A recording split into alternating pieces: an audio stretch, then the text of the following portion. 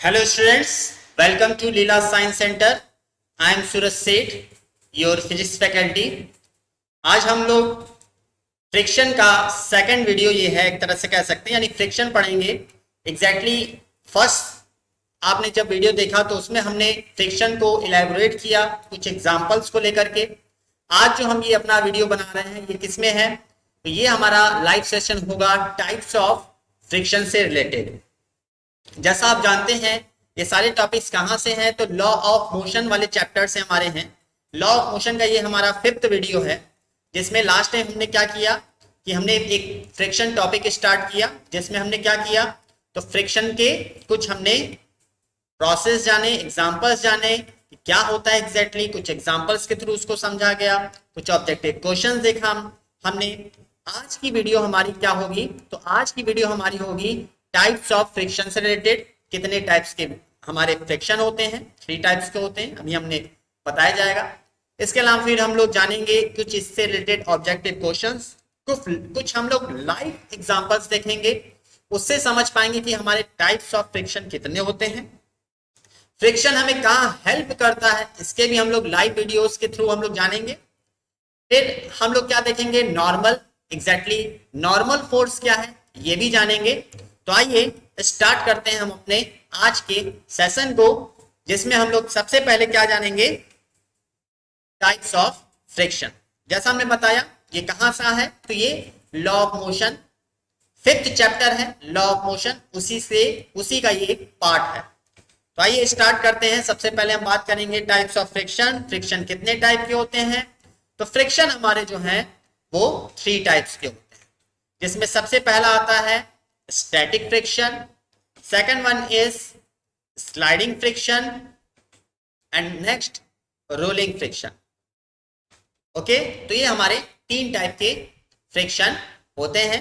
Static friction के विषय में अगर हम आपको बताएं तो इसमें जो हमारा ऑब्जेक्ट है उसका एक्चुअल मूवमेंट नहीं होता, यानी वो मूव नहीं कर रहा होता. यानी आप इसको ऐसे भी कह सकते हैं कि जो स्टैटिक फ्रिक्शन फोर्स होगा वो कितना होगा, तो उस पर जितना फोर्स अप्लाई कर रहे हैं वो उसके इक्वल होगा, आप ऐसे कह सकते हैं, है ना.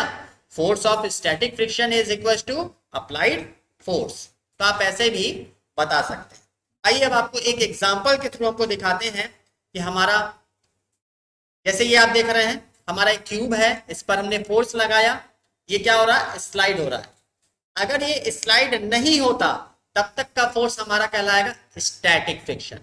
लेकिन जहां ये स्लाइड होने लगा 0.1 सेकंड में भी अगर ये स्लाइड होने लग रहा है, मतलब ये इस पर जो आप फोर्स अप्लाई कर रहे हैं वो amount of force sliding friction होगा और काइनेटिक फ्रिक्शन होगा, है ना. ये रोल तो कर नहीं सकता, रोल ऐसे तो कर नहीं रहा, ये क्या हो रहा है, स्लाइड हो रहा है, फिसल रहा है, इसलिए हम इसको क्या कहेंगे, स्लाइडिंग फ्रिक्शन कहेंगे. ओके, ये भी एक फ्रिक्शन का एक देखिए एग्जांपल है. ये हमारा अगर रोल करता तो हम इसको क्या कहते हैं, इसको रोलिंग फ्रिक्शन के अंडर में हम लोग लेंगे. एक और आपको एग्जांपल दिखाते हैं. देखिए फ्रिक्शन के थ्रू देखिए हम चल पाते हैं, दौड़ पाते हैं. कोई क्रिकेट मैच आप देख रहे हैं, आजकल आईपीएल चल रहा है, उसमें भी आप देख रहे हैं वो मार रहा है, तो वो एग्जैक्टली किसके थ्रू हो रहा है, तो ये प्रोसेस जितने भी एग्जाम्पल्स आपने देखे सब फ्रिक्शन के ही हमारे एग्जाम्पल्स हैं.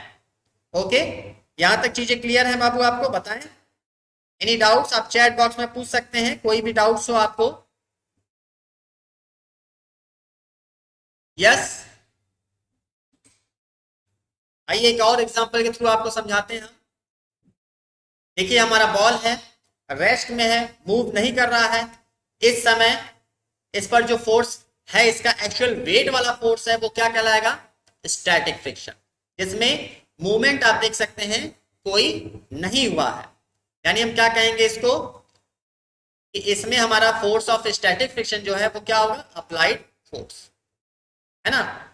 तो आप कह सकते हैं इसमें क्या होता है कि जब अगर ये स्लाइड करने लगे, जैसे हमने देखिए फुट से थोड़ा सा टच किया, ये क्या, ये रोल करने लगा, रोलिंग फ्रिक्शन हो गया. क्या हमने देखिए इस लकड़ी के गुटके को हमने ऐसे फोर्स लगाया, जब ये फिसलने लगा तो ये क्या कहलाएगा, स्टैटिक फ्रिक्शन कहलाएगा.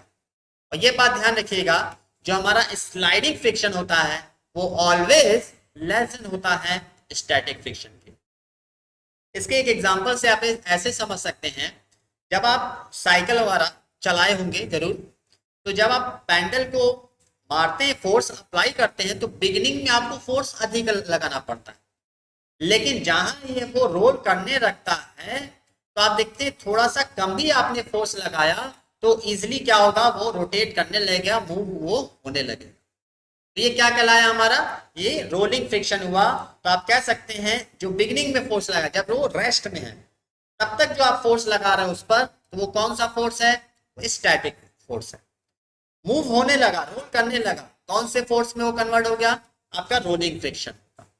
तो रोलिंग फ्रिक्शन ऑलवेज क्या होता है, लेस देन होता है, या स्लाइडिंग फ्रिक्शन की बात करें तो हमेशा लेस देन होगा स्टैटिक फ्रिक्शन की। यानी मैक्सिमम जो फोर्स होता है फ्रिक्शन फोर्स, वो स्टैटिक का ही होता है। आइए कुछ एमसीक्यू क्वेश्चन दिखाते हैं आपको। Sliding friction is dash static friction, बताइए कौन सा लेंगे आप, ऑप्शन बताइए। स्लाइडिंग फ्रिक्शन होता है greater than, less than, none of these, less than, जैसा हमने बताया आपको। नेक्स्ट लेते हैं हम लोग question, dash is not a type of friction, इनमें से कौन सा है जो टाइप ऑफ फ्रिक्शन नहीं है। तो स्लैंटिंग, डी वाला आप देख रहे हैं, अजीब सा नाम भी है, इससे आपको क्लियर हो गया होगा, ये एक फ्रिक्शन नहीं है, है ना। हमारे तीन फ्रिक्शन ये तीनों ही होते हैं जो कि ए बी सी में गिवन है। ओके स्टूडेंट्स, आइए अब हम आपको विस्तृत बताते हैं, डीपली बताते हैं स्टैटिक फ्रिक्शन का फिर से ये क्या होता है, इसके कैरेक्टरिस्टिक्स भी देखा जाएगा। आइए स्टैटिक फ्रिक्शन, है ना। Frictional force acts between two bodies which are in contact but are not sliding with respect to each other. The friction in such cases is called static. यानी आपका ऑब्जेक्ट जो है, एक सपोज दैट ये है और हमने एक इस पर ऑब्जेक्ट रख दिया, ये फिसले ना, फोर्स लगा रहे हो बट ये फिसलना नहीं चाहिए, स्लाइड नहीं करना चाहिए, एक दूसरे के रिस्पेक्ट में इनके अंदर मूवमेंट नहीं होना चाहिए, ये स्टैटिक फ्रिक्शन होगा। अगर आपने मूवमेंट करा दिया तो वो स्टैटिक फ्रिक्शन नहीं होगा। समझ पा रहे हैं, ये हुआ पहली बात। एग्जांपल्स देखा जाए, अगर एक पर्सन है वो क्या करता है, अलमीरा को पुश कर रहा है, सपोज दैट अगर वो उसको खिसका नहीं पा रहा है तो जितना वो फोर्स अप्लाई किया वो सारा अमाउंट ऑफ फोर्स जो है वो क्या कहलाएगा, स्टैटिक फ्रिक्शन कहलाएगा। तो जरूरी तो है नहीं कि आप अकेले सिंगल बंदे हो और आप जो है अलमीरा को पुश कर पा रहे हो, नहीं कर पा रहे हो, आपने फोर्स तो लगाया ही है, तो जो आप अमाउंट ऑफ फोर्स लगा रहे हो कौन सा फोर्स कहलाएगा, ये स्टैटिक फ्रिक्शन है ना। क्योंकि क्या हो रहा है, इसमें फ्लोर और अलमीरा के बीच में कोई भी मूवमेंट नहीं हो रही है। देखिए ऐसे भी एक एग्जांपल ले सकते हैं, आपने क्या किया, ऐसा अलमीरा है, आपने पुश किया, फोर्स लगा रहे हैं, मूव नहीं हो रहा, क्यों, क्योंकि आपको जितना आप फोर्स लगा रहे हैं उसके अपोजिंग में सरफेस से उस पर फोर्स लग रहा है, इस कारण से वो क्या कर रहा है, स्लाइड नहीं हो पा रहा है ना। तो हम लोग कैसे कहेंगे, it is the resistive force that acts when there is no relative force between the surface of a body in a contact under the action of external force. यानी कोई मूवमेंट नहीं होना चाहिए। It is a self adjustment force. It is represented with Fs. कैसे represent करते हैं, Fs, यहाँ जो सफिक्स में s देख रहे हो ये स्टैटिक के लिए है, यानी Fs जहां भी मिल गया तुरंत आप समझिए कि ये कौन सा फोर्स है, स्टैटिक फ्रिक्शन फोर्स है। अब यहां देखिए, सपोज दैट आपका देखिए यहां पर एक पुले है जिसमें एक क्या ब्लॉक को बांधा गया है, अगर ये स्लाइड नहीं कर रहा है तो इसको कौन सा हम लोग कहेंगे, टेबल है, टेबल के ऊपर रखा गया है और एक थ्रेड से होता हुआ पुले के थ्रू लटकाया गया है ना, पेन है, तो अगर ये फिसल नहीं रहा है तो हम लोग कौन सा कहेंगे, यहाँ पर स्टैटिक फ्रिक्शन कहेंगे, है ना। तो ये हमने पूरा आपको डिटेलिंग किया है, ठीक है। Initially, when there is no weight in a pan, the block does not slide because the friction force between the block and table is balanced by applied force. वो रुका हुआ है टेबल के सरफेस से और हमारा जो ब्लॉक है उसके बीच का जो स्लाइडिंग फोर्स है. जब हमने पैन पर कुछ वेट रखेंगे तो रखते रखते एक टाइम ऐसा होगा कि वो धीरे धीरे अब स्लाइड होने लगेगा. तो जब वो स्लाइड होने लगे तभी हमारा जो स्टैटिक फ्रिक्शन है वो हमारा खत्म हो जाता है. हमारा उसमें आ जाता है अब स्लाइडिंग या काइनेटिक फ्रिक्शन वहां पर आ जाएगा, है ना. when weight is when the weight in the pan is increased, the body may be still static है, may be possible. हम वेट बढ़ाते जाएंगे, एक टाइम के बाद ऐसा होगा कि वो स्लाइड करेगा. the body does not move because the resultant force on a body is zero, क्योंकि उसका रिजल्टेंट फोर्स क्या हो जा रहा है, जीरो हो जा रहा है. The friction force is equal to the magnitude and opposite in the direction to the applied force P and is tangentially between the two surface. यह हमेशा tangentially होता है और opposite होता है डायरेक्शन ऑफ फोर्स के. आपने इस डायरेक्शन में फोर्स लगाया तो फ्रिक्शन फोर्स हमारा इस डायरेक्शन में वर्क करेगा. इस तरह से है ना. The resistance encountered by a body in a static condition while tending to move under action of an external force is called static friction. इस तरह से आप static friction को define कर सकते हैं other language. Is that clear students? कुछ पूछना चाहेंगे यहां तक? आप चैट बॉक्स में पूछ सकते हैं. Any doubts?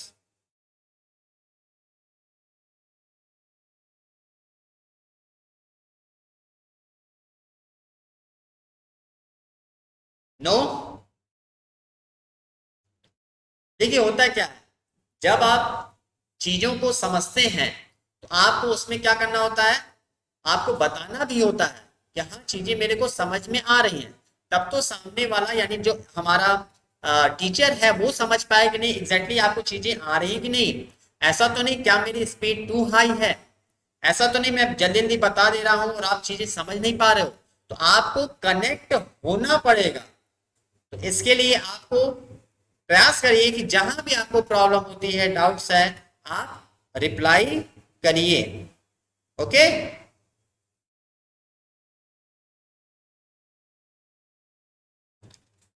ओके चलिए आगे बढ़ते हैं हम लोग.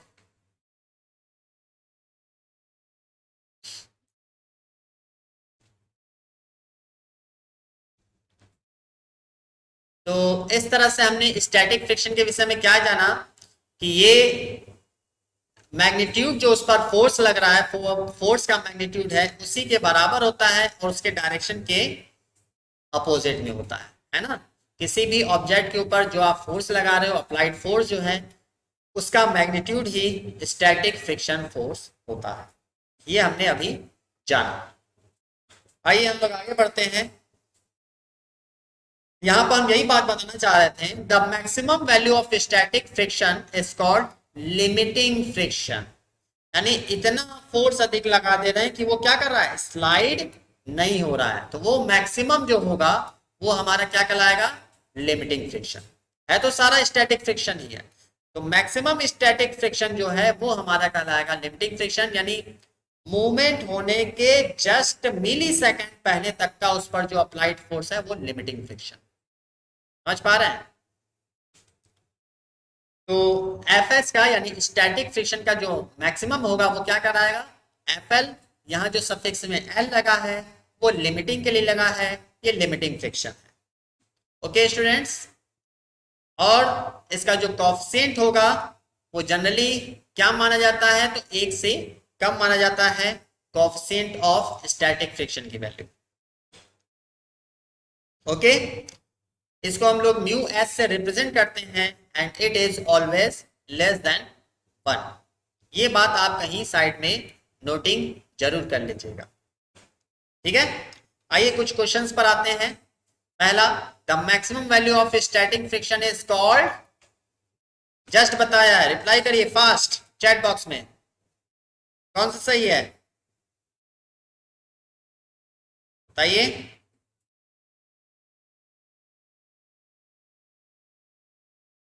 Very good. Limiting friction B. आइए आगे बढ़ते हैं हम लोग। The coefficient of static friction is, इसका कोएफिशिएंट जो है वो क्या कहलाता है, कैसा होता है? Always negative, always greater than one, is always less than one, usually less than one. क्या बताएंगे? Usually less than one. ये हमने आपको जस्ट बताया। आइए अब हम बात करते हैं डायनेमिक और काइनेटिक फ्रिक्शन की। ये क्या होता है एग्जैक्टली, है ना? जैसा हमने बताया कि कोई भी ऑब्जेक्ट है, जब वो फिसलने लगता है, स्लाइड करने लगता है, मूवमेंट जब उसमें अंदर हो जाती है, तब उस पर जो अप्लाई कर रहे हो फोर्स, वो आपका कहलाता है काइनेटिक या डायनामिक फ्रिक्शन। अभी लास्ट टाइम का जो हमारा एग्जांपल था, जिसमें हमने एक टेबल पर ब्लॉक रखा था, उस ब्लॉक को थ्रेड के थ्रू, पूले के थ्रू हमने लटकाया हुआ था, रखा हुआ था, और सेकंड जो उसका एंड है, उसको हमने उस पर एक पेन रखा जिस पर हम वेट रख रहे थे। लेकिन हमारा यहाँ ब्लॉक जो है वो रेस्ट में था, स्लाइड नहीं कर रहा था। अब अगर हम इस पर वेट को बढ़ाते जाएं तो एक टाइम ऐसा आएगा कि अब हमारा जो ब्लॉक है वो मूव होने लगेगा, स्लाइड होने लगेगा, यानी उसमें मूवमेंट आ जाएगी। तो इस कंडीशन में जब हमारा बॉडी क्या करे, मूव करने लगे, तो जो आपने अपोजिंग फोर्स है, जो हमारा स्लाइड करने से उस ऑब्जेक्ट को यानी ब्लॉक को रोक रहा है, वो अपोजिंग फोर्स उस समय कहलाएगा काइनेटिक और dynamic friction force. Simple language में कैसे कहेंगे? कोई मूविंग ऑब्जेक्ट है, यानी ऐसा जो मूव हो रहा हो, उस ऑब्जेक्ट को रोकने के लिए, अपोज करने के लिए जो सेकंड सरफेस से अपोजिंग फोर्स उस पर लग रहा है, वो हमारा कहलाएगा क्या? डायनामिक और काइनेटिक फ्रिक्शन फोर्स, है ना? अब इसके एग्जांपल देखिए। जैसा आप जानते हैं कि ये देखिए मूव हुआ, तो हमारा आइस के थ्रू एक फ्रिक्शन फोर्स लग रहा है, जिसके कारण वो क्या हो रहा है, रुक रहा है। आपने देखा ना, फर्स्ट टाइम जब उसने फोर्स लगाया तो एक टाइम के बाद आकर के वो क्या हुआ, रुका। फिर से देखिए, फिर से देखिए, फर्स्ट टाइम उसने मूव किया, अभी स्टैटिक है, ये मूव हुआ। अब देखिए अगेन, ये देखिए एक टाइम के बाद आके रुक गया, और फिर से उसने फोर्स लगाया। तो जब वो जस्ट सेकंड जब रुकता है, वो क्यों रुक रहा है? एक अपोजिंग फोर्स लग रहा है उस पर। जो हमारा आइस है वो एक अपोजिंग फोर्स लगा रहा है। तो ये जो अपोजिंग फोर्स लगा रहा है, जिस कारण उसकी मूवमेंट क्या हुई है, रुक रही है, उस अपोजिंग फोर्स को हम यहाँ कहेंगे dynamic friction.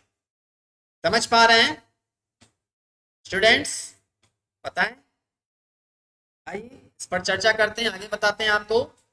The resistance encountered by a sliding body on a surface is known as kinetic friction, dynamic friction और sliding friction। ये अलग अलग नामों से आपको मिलते हैं, सभी का सेंस वही है, और जनरली इसे एफ के से रिप्रेजेंट करते हैं। एफ एस से क्यों नहीं?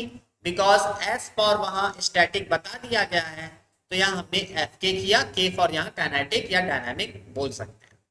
ओके, इसको एफ के से रिप्रेजेंट हम लोग करते हैं, जिसका एग्जांपल हमने कई बार आपको बताया। जितने भी मूवमेंट हो रही हैं, जो अपोजिंग फोर्स लग रहा है सेकंड सरफेस पर, सेकंड सरफेस से उस पर, वो हमारा कहलाएगा डायनामिक या काइनेटिक फ्रिक्शन। यहां तक चीजें आपको क्लियर है स्टूडेंट्स? बताएं, एनी डाउट्स?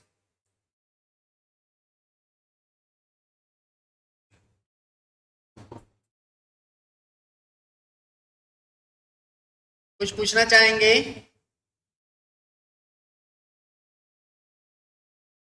आइए तो नेक्स्ट चलते हैं हम लोग एमसीक्यू पर अपने। Dynamic friction is also called as, dynamic friction को हम लोग क्या बोलते हैं? Static friction, rolling friction, kinetic friction, none of these, जैसा हमने बताया ये एक काइनेटिक फ्रिक्शन ही है ना।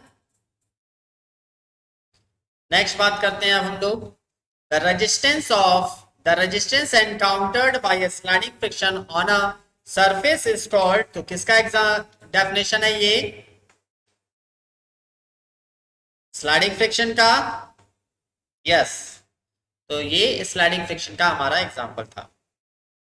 आगे बढ़ते हैं हम लोग, अब नेक्स्ट बात करेंगे कि डिफरेंस क्या है स्टैटिक और काइनेटिक फ्रिक्शन के बीच में।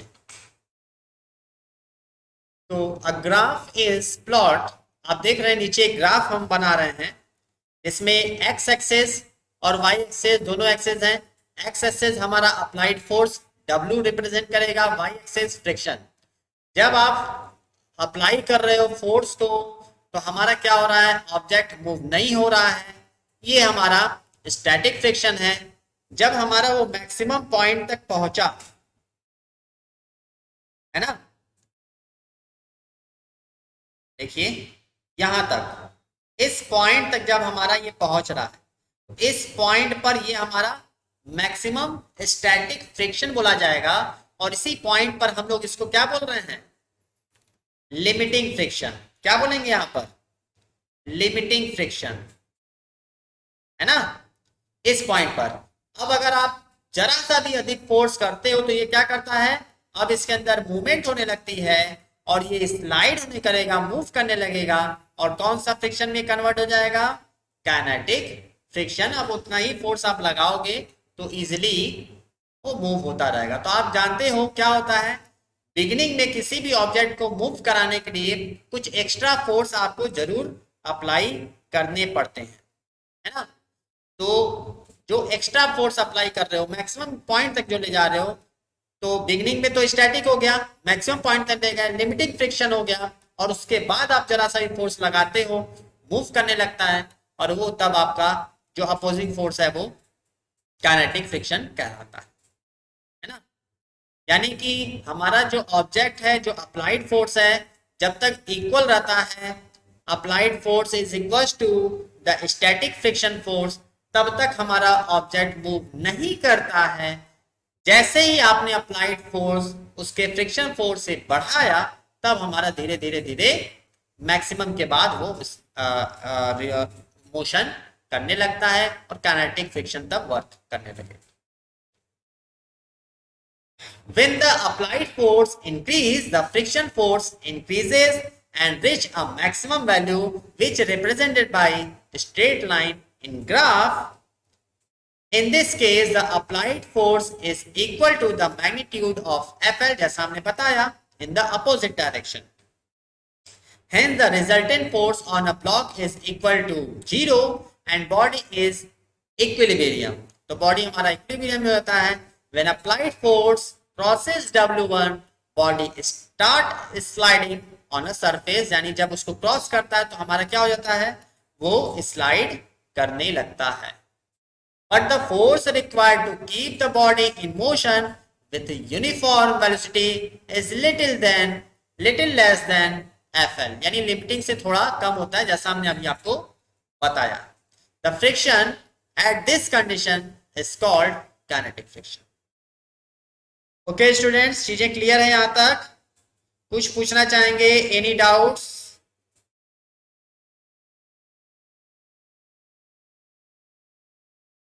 और इसी काइनेटिक फ्रिक्शन को हम लोग क्या कहेंगे, जनरली हमारा ये क्या होता है, तो ये लेस देन होगा किससे, स्टैटिक फ्रिक्शन से, जैसा हमने पहले ही बताया आपको। आइए इसको हम चार्ट वाइज आपको ऐसे एक्सप्लेन कर देते हैं। तो स्टैटिक फ्रिक्शन में क्या होता है, it is equal to the applied force in magnitude, और काइनेटिक फ्रिक्शन में it is equal to the applied force in a magnitude only when it is sliding with a constant velocity, जब वो slide करने लगे sliding constant velocity से तब। Second क्या मिला हमें, it is opposite to the applied force in direction, static वाला। और काइनेटिक में क्या मिला, it is always opposite to the direction of velocity of, यानी ये जो वेलोसिटी है, उस वेलोसिटी जो ऑब्जेक्ट मूव कर रहा है उसके वेलोसिटी के अपोजिट में होता है, और यहां फोर्स के। ओके, तो ये हमें जनरली ऐसे हम इसका क्या बता सकते हैं, डिफरेंस। और हमेशा जो है स्लाइडिंग फ्रिक्शन कम होता है स्टैटिक फ्रिक्शन से। तो ये हमारे हो गए इसके डिफरेंस। बताइए, is that clear students? Any doubts? If there is any doubts, please ask in a chat box. Chat box में आप पूछ सकते हैं अगर आपको कोई डाउट हो तो। आइए एमसीक्यू क्वेश्चन पर आते हैं। काइनेटिक फ्रिक्शन क्या है? Always opposite to the direction of velocity of sliding. It is opposite to the applied force in a direction. It is equal to the applied force in a magnitude. None of these. कौन सा option है बाबू, बताएं? Yes, first is correct. Always opposite to the direction of velocity of sliding. तो इसका ए जो है option हमारा सही हो, है ना? जैसा आपको याद हो हमने बताया था। ठीक, नेक्स्ट आते हैं। Sliding friction is always less then, किसके होता है? स्लाइडिंग फ्रिक्शन किससे लेस देन होता है? स्टैटिक फ्रिक्शन के। तो ये कुछ इससे क्वेश्चंस अक्सर जो है जो पूछ सकते हैं, पूछे जा सकते हैं ऑब्जेक्टिव में, हमने बताया। चलिए अब हम नेक्स्ट बात करेंगे, ये तो हमारा हो गया। नेक्स्ट अब हम बात करेंगे रोलिंग फ्रिक्शन की। ये रोलिंग फ्रिक्शन एग्जैक्टली क्या है, कैसे डिफाइन करेंगे? The force of friction comes into play when a body rolls over a surface of another body. यानी जब हमारा वो रोल करे, जैसे ये पेन है हमारा, ये रोल कर रहा है, यानी क्या है? ये रोलिंग फ्रिक्शन कहलाएगा। जो इसको रोल करने से या मोशन करने से जो रोक रहा है वो कौन सा कहलाएगा? वो रोलिंग फ्रिक्शन के अंडर में आएगा, है ना? रोल करना जरूरी है। जैसा आप देख रहे हैं कार है, या आप जानते हैं जहां भी एक व्हील लगा हो, आप समझिए जहां व्हील शेप आ जाए, व्हील लगा हो, वो कार हो सकता है, बाईसाइकिल होता है, बच्चों का खिलौना हो सकता है, पेन वगैरह हो सकता है, ग्लास वगैरह हो सकता है, बेलन हो सकता है, वॉट एवर। ये सब क्या होते हैं? रोलिंग फ्रिक्शन के ही एग्जाम्पल है जब ये मूव करता है ना? तो क्या होता है? ये बहुत ही सिंपल होता है इसको रोल करने में, क्योंकि फिसलाने से ज्यादा बेटर क्या होता है? रोल करना होता है। रोल करने में हमारा जो फोर्स अप्लाई कर रहे हो वो कम करना पड़ता है ना? तो इसीलिए कहा गया even a child can pull a suitcase if the suitcase has wheel. जैसा जानते हैं आजकल व्हील में हमारा जो सूटकेस है उसमें व्हील लगा हुआ होता है, जिससे वो इजिली किसी भी बच्चे के द्वारा या महिलाएं या लड़कियां भी उसे इजिली उसको खींच करके ले जा सकती हैं। लेकिन अगर व्हील ना हो तो उठा पाना उसे कठिन है ना? आगे देखते हैं हम लोग। It is convenient to pull a luggage on roller than carry it.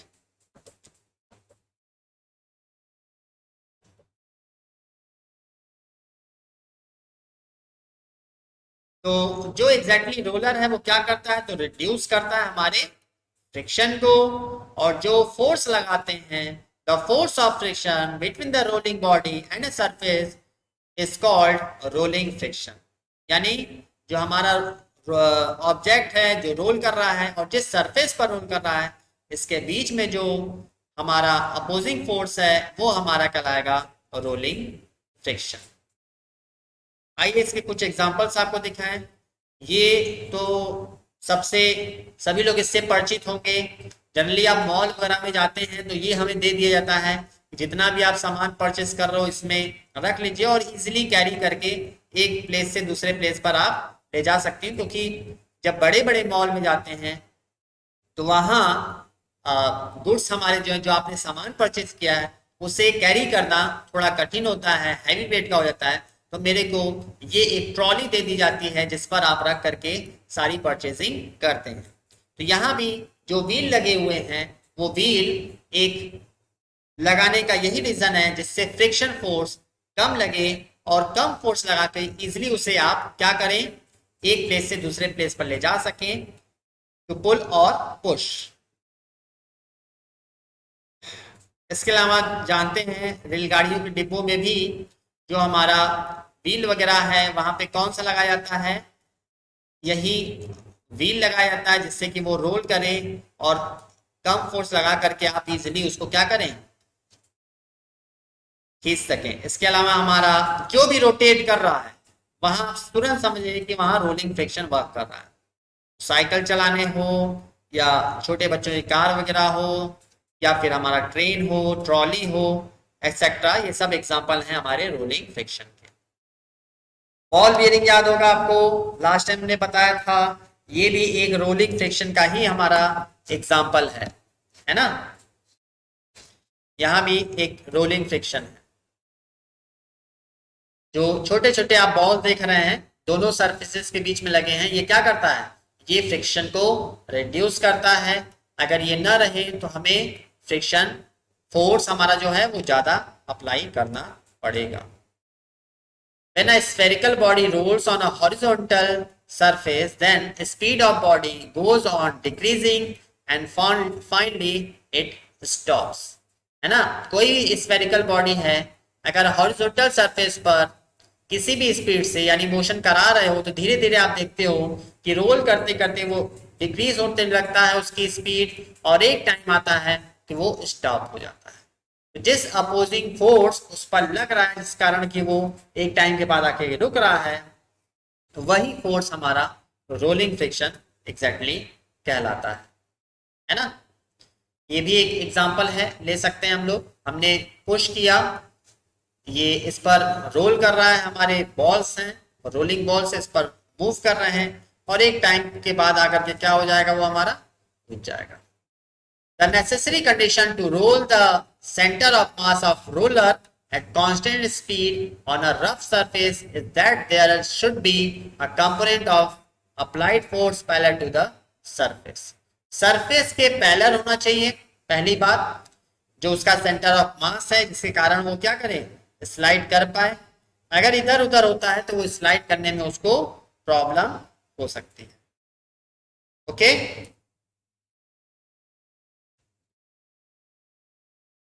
This force component is numerically equal to the rolling friction Fr. This rolling friction is slightly less than the kinetic friction and which is less than the static friction, है ना। तो ये एक जरूर याद रखिए कि जो हमारा रोलिंग फ्रिक्शन है वो हमेशा लेस होता है Fk यानी kinetic फ्रिक्शन से, और Fk जो है लेस देन होता है स्टैटिक फ्रिक्शन से।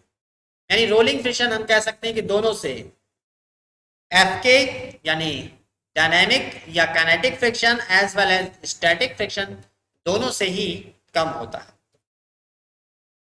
ये आप माइंड में बैठा सकते हैं। आइए इस पर एमसीक्यू आपको दिखाते हैं। The order of friction is always, कौन सा सही है, ए, याद होगा आपको, ये दिखाया हमने आपको। नेक्स्ट क्वेश्चन लेते हैं हम लोग। रोलिंग फ्रिक्शन इज क्या होता है, equal to static, greater than static friction और less than static friction. Yes, less than static friction, है ना। आइए नेक्स्ट चलते हैं हम लोग, याद होगा आपको। रोलर इज डैश फ्रिक्शन, तो रोलर पे क्या होता है, इंक्रीज होता है, ऐड होता है, रिड्यूस होता है, तो रिड्यूस होता है। रोलर के थ्रू हमारा जो फ्रिक्शन है वो क्या होता है, रिड्यूस होता है, रिड्यूसेस द फ्रिक्शन। ये आप सही बताओगे, है ना।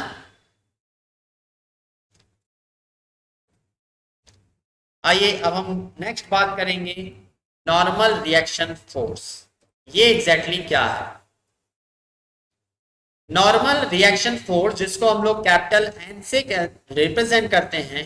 ये क्या है, तो कोई भी हमारा ऑब्जेक्ट है अगर वो रेस्ट में है या मोशन में भी है, पहले रेस्ट की बात करते हैं। अगर वो रेस्ट में है तो इसका वेट जो है हमेशा नीचे के डायरेक्शन में, अर्थ के डाउन टू अर्थ डायरेक्शन होता है, अर्थ के डायरेक्शन में होता है नीचे की ओर, और इसके अपोजिट में जो हमारा फोर्स होता है उस फोर्स को हम लोग कहेंगे नॉर्मल। इसी को हम लोग नॉर्मल रिएक्शन कहते हैं। The force which are exerted only when two bodies are in contact are called contact force. जैसा हम लोग जानते हैं, this force satisfy Newton third law of motion.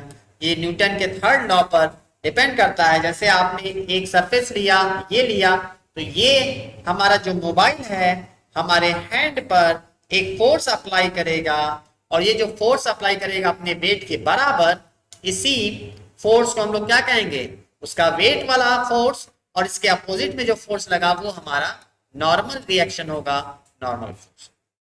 ये किसके अंडर में आता है, तो न्यूटन के थर्ड लॉ को फॉलो ये करता है। और किस पर डिपेंड करता है, तो nature of contact, but not on the area of contact. Area पर डिपेंड नहीं करता है। The component of contact force normal to the surface is called, in contact is called normal reaction। जैसा हमने बताया, इस तरह से आप कह सकते हैं वेट आपका नीचे वर्क कर रहा है, और जो हमारा उसका रिएक्शन है नॉर्मल रिएक्शन वो अपर साइड में, just opposite. Is that clear? कुछ पूछना चाहेंगे इसमें?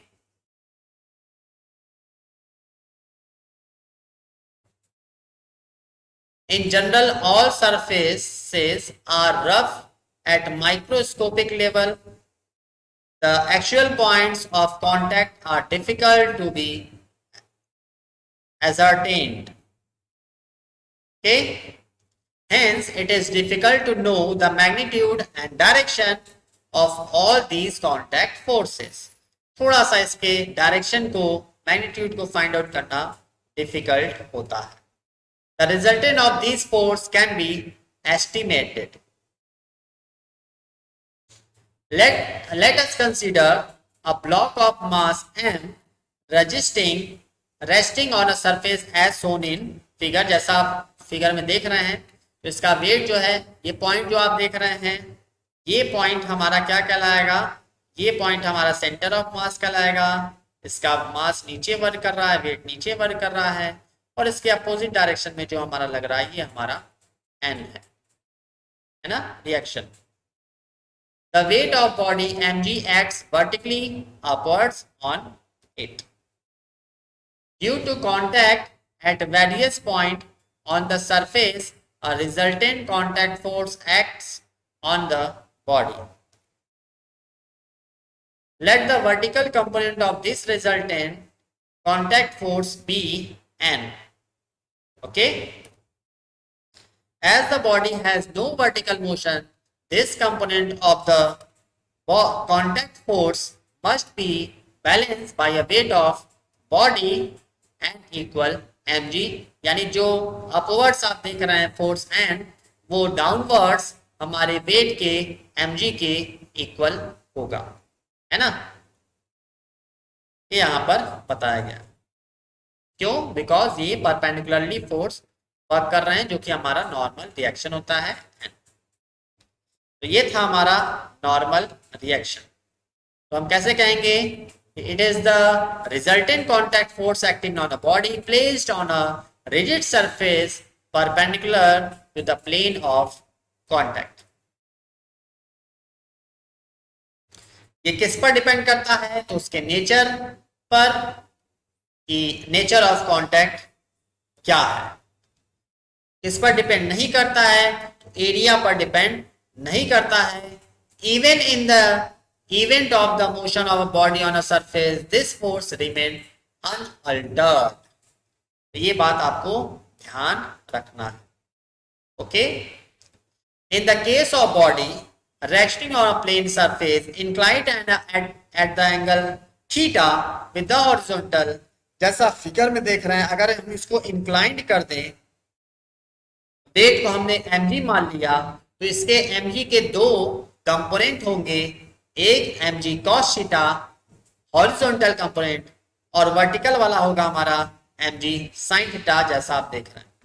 तो इस केस में जब ये हमारा थीटा पर इंक्लाइंड है, तो जो हमारा इस मास का वेट का दो कंपोनेंट होगा, एक वर्टिकल और एक हॉरिजॉन्टल। तो हॉरिजॉन्टल कंपोनेंट जो है वो n के इक्वल होगा, यानी n इक्वल बताएंगे mg cos थीटा, और जो हमारा ये fs लगेगा अगर वो मोशन नहीं कर रहा है तब, तो ये हमारा कहलाएगा mg sin थीटा के इक्वल। और अगर स्लाइड कर रहा है तो f के इक्वल हो जाएगा म्यू mg sin थीटा। आइए कुछ आपको एमसीक्यू क्वेश्चन की ओर ले चलते हैं। A body lies on a stable, its weight is balanced by which normal force. क्यों? देखिए जैसा हमने बताया आपको, second one, normal reaction force is dash to the tangent drawn to the surface at the point of contact।